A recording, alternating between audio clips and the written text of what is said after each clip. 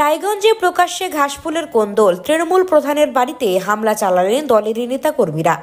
তৃণমূলের গ্রাম পঞ্চায়েত প্রধানের বাড়িতে হামলার অভিযোগ উঠল দলেরই একাংশের বিরুদ্ধে। বৃহস্পতিবার ভোর রাতে ঘটনাটি ঘটেছে রায়গঞ্জের মারাইকুড়া গ্রাম পঞ্চায়েত এলাকায়। ঘটনায় অভিযোগের তীর ওই গ্রাম পঞ্চায়েতেরই তৃণমূল সদস্যের ছেলে পার্থ দাসের বিরুদ্ধে। স্থানীয় সূত্রে জানা গিয়েছে, এদিন ভোর 4:30 নাগাদ মারাইকুড়া গ্রাম পঞ্চায়েতের প্রধান তৃষা প্রামাণিকের বাড়িতে ঢুকে হামলা চালায় একদল স্থানীয় যুবক। বড় বড় পাথর ছুঁড়ে বাড়ির জানালার কাচ ভেঙে ফেলার পাশাপাশি গালিগালাজও করা হয় বলে অভিযোগ, যার জেরে বাড়িতে থাকা লোকজনের মধ্যে আতঙ্ক ছড়িয়ে পড়ে। এরপরই পুলিশ ঘটনাস্থলে এসে হামলায় জড়িত থাকার অভিযোগে তৃণমূল ছাত্র পরিষদের সদস্য তনয় শর্মাকে আটক করে থানায় নিয়ে যায়। এদিকে ঘটনার খবর পেয়ে প্রধানের বাড়িতে আসেন তৃণমূল গ্রাম পঞ্চায়েতের সদস্য বিশ্বনাথ দাসের ছেলে পার্থ দাস, কিন্তু আসার পরই প্রধানের স্বামী তথা যুব তৃণমূল কংগ্রেসের জেলা সহসভাপতি কুশল প্রামাণিকের সঙ্গে তুমুল বাগবিতণ্ডা লেগে যায় তার। পার্থ দাসের মদতে হামলা চালানো হয়েছে বলে দাবি করেন পঞ্চায়েত প্রধানের স্বামী, যদিও পার্থ দাবি করেন যে তিনি এই ব্যাপারে কিছুই জানেন না। বেলা বাড়তেই ভিড় বাড়তে থাকে গ্রাম পঞ্চায়েতের সদস্যদের। খবর পেয়ে ঘটনাস্থলে আসেন তৃণমূল ছাত্র পরিষদের জেলা সভাপতি রন্তু দাস। তার দাবি, যারা হামলা চালিয়েছেন তারা দলের কেউ নয়, পুলিশ অভিযুক্তদের গ্রেপ্তার করবে। এই প্রসঙ্গে স্থানীয় বাসিন্দা পার্থপ্রতিম চৌধুরী বলেন, বোমাগুলির কালচার তৃণমূলের সংস্কৃতি, নিজেদের মধ্যে ভাগ বাটোয়ারা ও গোষ্ঠীদ্বন্দ্ব নিয়ে এত সমস্যা, এদের জন্য এলাকার পরিস্থিতি উত্তপ্ত হচ্ছে। Bureau report, Uttarbanga today 24।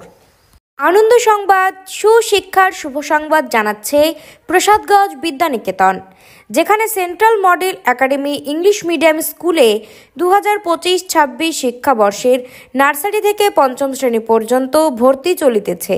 শুধু তাই নয়, দুস্থ ও মেধাবী ছাত্রছাত্রীর জন্য পড়াশোনা সম্পূর্ণ বিনামূল্যে। আমাদের ঠিকানা সুফলগঞ্জ মোলানি পোস্ট অফিসের পাশে। যোগাযোগ নম্বর 7001398712, এছাড়াও 9933673346। দিদি, আপনার নাম? আমার নাম তৃষা প্রামাণিক রায়। আপনি কোন দলের কি ইয়েতে আছেন, দায়িত্বে? আমি এখন 10 নম্বর মারাইকুড়া পঞ্চায়েতের প্রধান আছি। আর কি হয়েছে আজকে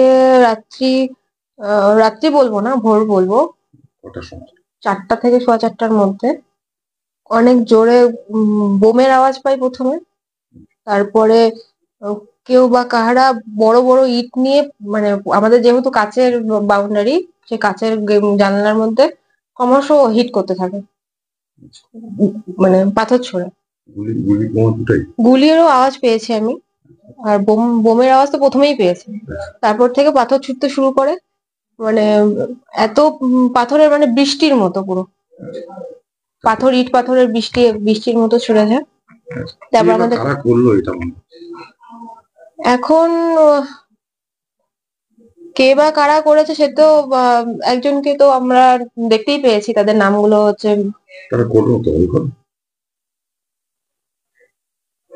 এটা কি বলা ঠিক? এখানে কিছু দুষ্কৃতী এখন মনে হচ্ছে যে তৈরি হয়ে গেছে, তারা এই কাজটা করেছে। আর প্রথমত তারা নিশ্চয়ই কোনো রকমের নিজেদের শত্রুতা দেখাতে গিয়ে এই কাজটা করেছে।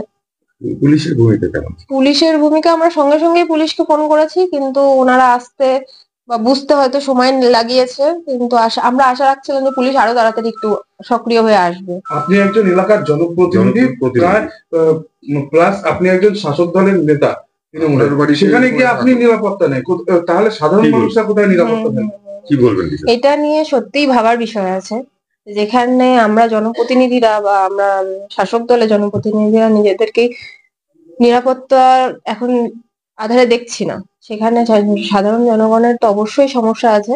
আমি একটাই প্রশাসনের কাছে আজকে অনুরোধ জানাবো যে এই জিনিসগুলো ভালো মতো খুঁটিয়ে দেখা, যে দোষী তাকে প্রাপ্য শাস্তি দেওয়া, যাতে পরবর্তীতে এরকম কেউ কিছু ঘটনা ঘটানোর আগে যেন অন্তত পক্ষে একবার ভেবে দেখে।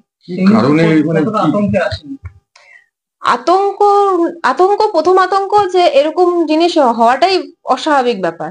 আজকে আমরা স্বাধীন দেশে বসবাস করি, আমরা স্বাধীন, সেখানে আমাদের কারো বাড়িতে হামলা হবে বা কোনো দুষ্কৃতী হামলা, আমরা যেখানে রায়গঞ্জের দুষ্কৃতী হামলা প্রায় নাই বলতে গেলে নাইয়ের কাছাকাছি, এখন এখানে কোনো রকম দুষ্কৃতী হামলা দেখা যায় না সচরাচর। মানে কি কারণে হতে পারে আপনার কোনো ধারণা রয়েছে? এইটা আমার মনে হয় রাজনৈতিক দিকেরই কোন রকমের শত্রুতা। আগে কখনো এরকম সমস্যা কখনো ফেস করেছেন? না না, আগে কখনো এরকম সমস্যা ফেস করিনি আমি, এটাই প্রথম। এটা কি গোষ্ঠী কোন্দল? হতে পারে, এখন আমি তো বলতে পারবো না যে কি থেকে এটা হয়েছে, কিন্তু এটা মানে অ্যাকসেপ্টেবল না।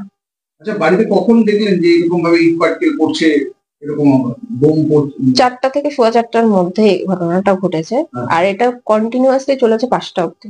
এই বাড়িতে আপনারা কে কে থাকেন? আমি থাকি এবং আমার হাজবেন্ড থাকে। শেষ থেকে ছাড়বো, এটা শেষ থেকে ছাড়বো। যদি ওরা সত্যি করতে যায় তাহলে মানে আমার বাড়ির নিরাপত্তা নেই, আমার বাড়ির নিরাপত্তা নেই, তাহলে তুমি শাস্তি দিবা, অসুবিধা নাই। তুমি কেন সাপোর্ট করছো? আমি কোথায় যাব? আমি একেবারে কি বললাম যে আমি করাচ্ছি, বাচ্চা ছেলে পেলে ঘুম থেকে উঠে আসলাম, আমি তো ঘুম থেকে উঠে আসলাম, এটাকে চালাক প্রমাণ করো না, অনেক এটা বলো না। ঠিক হচ্ছে, ঠিক বলছো, হচ্ছে। ঠিক বলছো, ঠিক বলছো। তুমি টিকিট দিছো? Yes. তুমি না, তুমি টিকিট দাওনি, আমারটা তুমি দাওনি, আমারটা তুমি দাওনি, রেফারেন্স করছি। আমারটা তুমি দাওনি। ঠিক আছে, তুমি টিকিট দিয়েছো? ঠিক ঠিক। এটা কি ভালো লাগে? তোকে আমি একটা কথা বলি, একদম কথা বলবো না, পারতো অনেক হয়েছে, অনেক অনেক কথা হয়েছে। না গানের হয়েছে না আপনি আওয়াজ কম। না করে কথা তুমি। ওরা যদি ভুল করে থাকে, আরে ওরা ভুল করছে, আমার সামনে ওরা বানাইছে, ওদের হাতে অস্ত্র ধরাই দিয়ে এখন বলে একদম কম, একদম কম। নাম তো বলছে কেন বলছে? আমি তো বলছি রূপ তনায় ভোলা, আমি তো নামটা বারবার বলছি। ওরা মেসেজ করুন। ওরা ফোনটা এখন দেখুন যে কতবার ফোন আসছে।